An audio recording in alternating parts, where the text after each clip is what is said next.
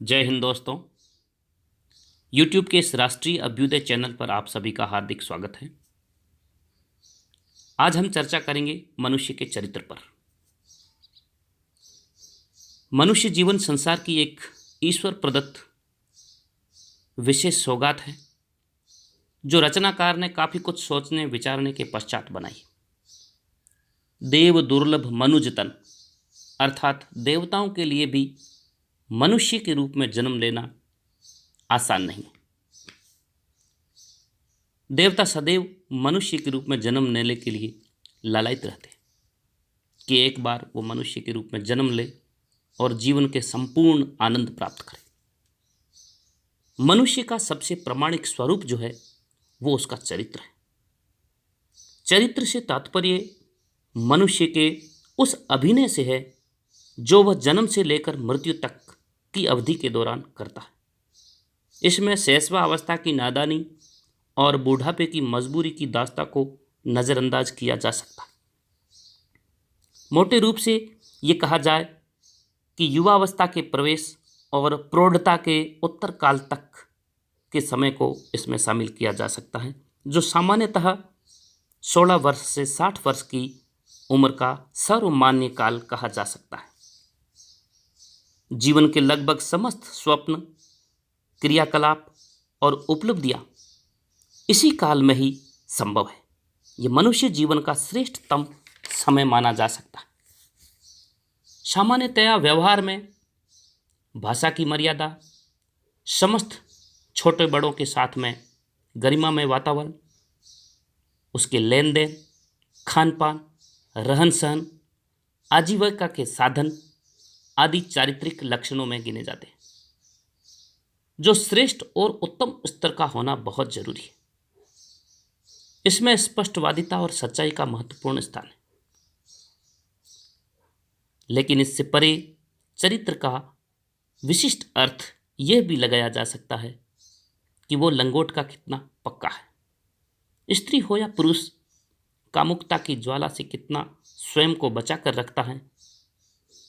शास्त्रों में यही चरित्र माना गया।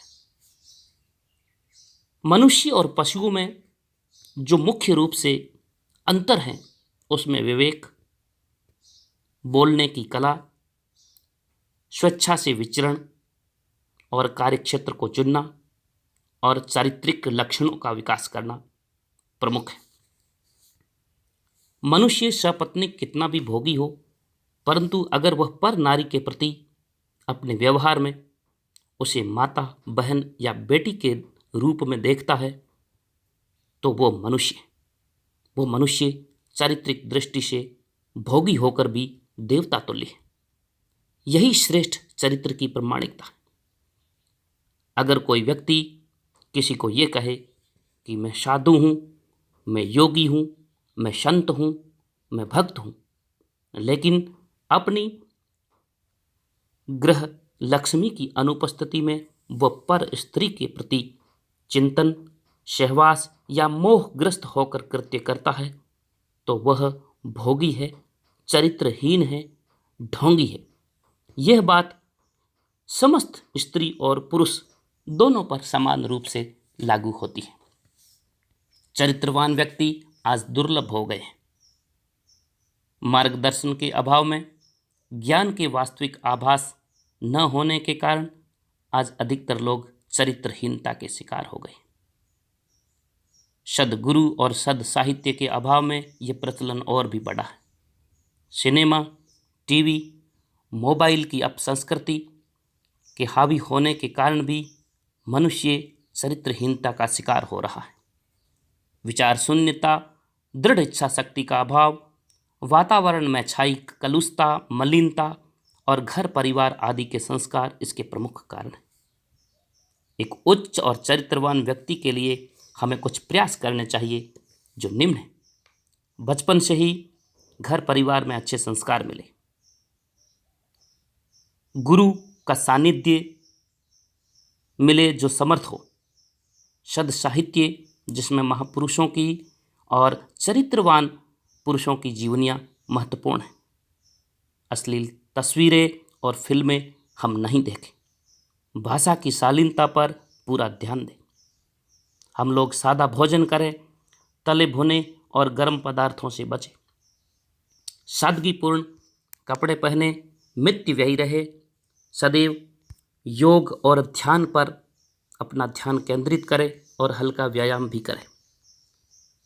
समाज और गांव स्तर पर चरित्रवान लोगों को निश्चित समय के अनुसार सम्मानित किया जाए। मित्रों का स्तर उच्च हो और टीवी और मोबाइल की संस्कृति से हम जितना हो सके बच के रहें। इन समस्त बिंदुओं पर अगर हम ईमानदारी के साथ में आकलन करें और अपना व्यवहार करें तो निश्चित रूप से मनुष्य चरित्र निष्ठा के नए सोपान स्थापित कर सकता है।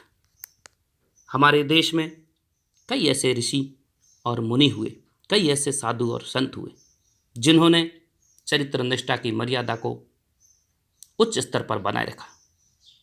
स्वामी रामकृष्ण परमहंस वैवाहिक जीवन जीते हुए भी जीवन भर ब्रह्मचारी रहे।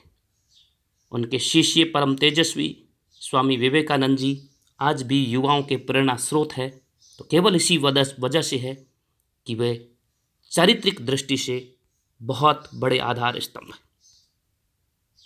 आप सबको पुनः प्रणाम। जय हिंद, वंदे मातरम।